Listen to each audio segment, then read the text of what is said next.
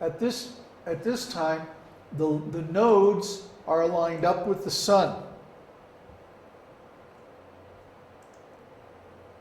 You see, geometrically, here are the nodes. They're lined up with the sun. And when the new moon happens, it can cross right in front of the sun. When the full moon happens, it can go right through the Earth's shadow. This is the situation here. Here's the sun on this side, here's the new moon, and the shadow of the moon causing a solar eclipse on the Earth. Or when the full moon goes through the shadow of the Earth, then it's going to make an eclipse there. Of course, this is not shown to scale. Actually, the moon is much farther away from the Earth than appears on this drawing. So this drawing is made for convenience, not accuracy, just to show the concept. Actually, it's the Earth's shadow is much smaller at the distance that the moon is really away from the Earth. So it's very rare that the moon actually goes through the Earth's shadow. Everything has to line up just right, especially for a solar eclipse. That's why there's more than twice as many lunar eclipses as there are solar eclipses. All these diagrams are in the online course. If you look at the Astronomy for Jyotishi's course, all these diagrams are there. And the next diagrams are also in the Vedic calendar course. Let's take a look at the Vedic calendar again. First, let's look at the seasons. There are 6 seasons in the Vedic conception. The rainy season, Varsha Ritu, the autumn season, Sharada Ritu, the winter season called Hemanta Ritu, the wet cold called Shirsha Ritu, spring or Vasanta Ritu, and summer Grishma or Ushna Ritu. Okay? These happen by the motions of the sun. When the sun is moving towards the south, we have these 3 seasons. And when the sun is moving towards the north, we have the other 3 seasons. So Uttarayana is when the sun is moving towards the south, between the summer solstice and the winter solstice. Dakshinayana is when the sun is moving towards the north, between the winter solstice and the summer solstice. Remember, we went over the solstices last time. Okay?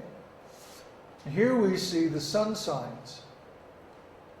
Karkata is Cancer, Singha is Leo, Kanya is the Virgin, Virgo, Tula is Libra, Vrishtika is Scorpio, Dhanu is Sagittarius, Makara is Capricorn, Kumbha is Aquarius.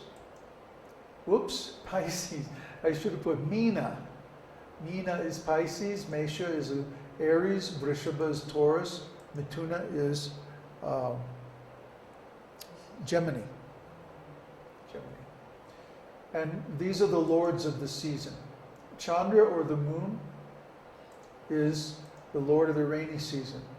Buddha, or Mercury, is the lord of the autumn season. Guru, or Jupiter, is the lord of the dry winter season, Hemanta. And Shani, or Saturn, is the lord of the wet winter season, Shishira. Shukra, or Venus, is the lord of the spring season, naturally, Vasanta. And Mars, Mangal and Surya, Mars and the sun, are the lords of the summer season, the hot season. And similarly, the lord of each sun sign is the lord of those particular months. And those lordships are used for different purposes.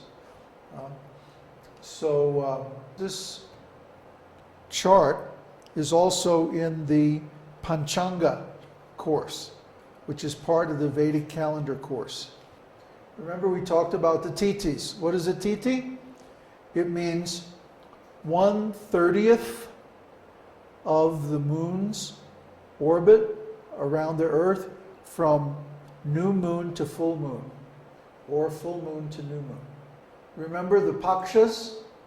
Shukla paksha, or the waxing moon, the bright fortnight, and Krishna paksha, or the waning moon, the dark fortnight. Each paksha has 15 titis. Okay?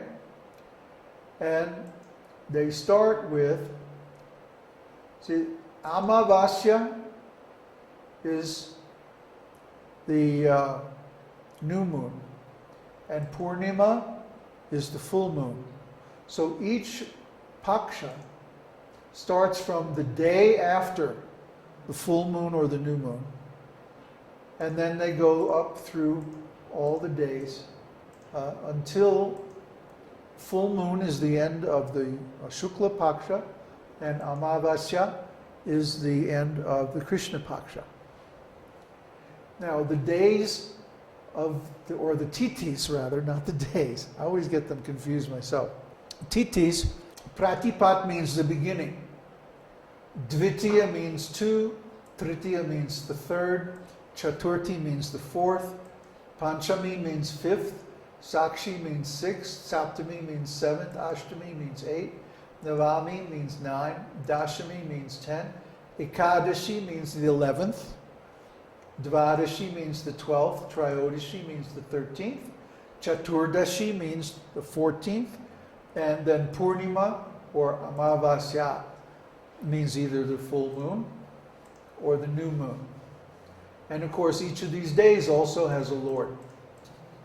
Depending on what day a person is born on, there are different readings calculated, and we'll go over these when we start working our way through Brihad Parashara or a Shastra.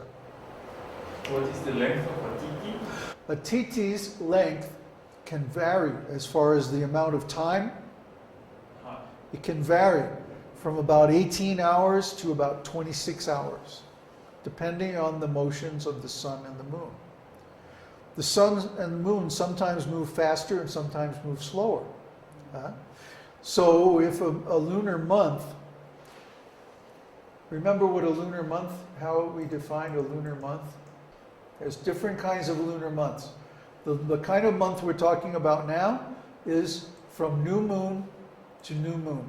Synodic month. Synodic month. So if you take a synodic month, you divide it into 30 equal segments. Each one is a titi. Not equal in time, but equal in angles. Equal in angles. If you divide a circle, 360 degrees, into 30 equal segments, how many degrees is each segment? So 12 degrees. Every time the moon moves 12 degrees, that's a new titi. So the time interval of a titi can vary depending on how fast the moon is moving, how fast the sun is moving. Because the angle, that 12-degree angle, is measured between the moon and the sun. Here at new moon, the angle between the moon and the sun is 0. And that's when we start measuring, that's our first titi, Amavasya. New moon. So then the next 12 degrees is Pratipat. The next is Dvitiya, then Tritiya, and so forth. This is an astrological, titis are an astrological concept. Means the titi that's running at sunrise is the titi of the day. Like we say, today is Ekadashi.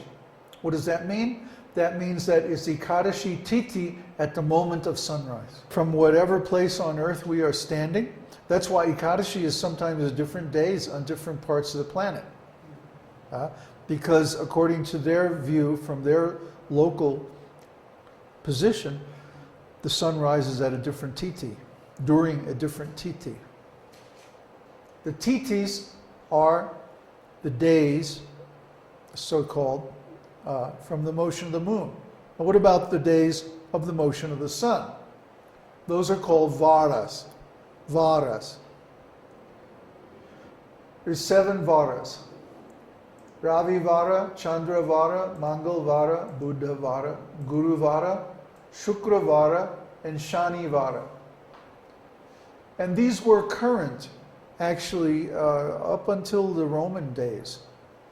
Saturday, Saturn means Saturn's day. Shani is Saturn. So Saturday is Saturn's day. Yeah. Moon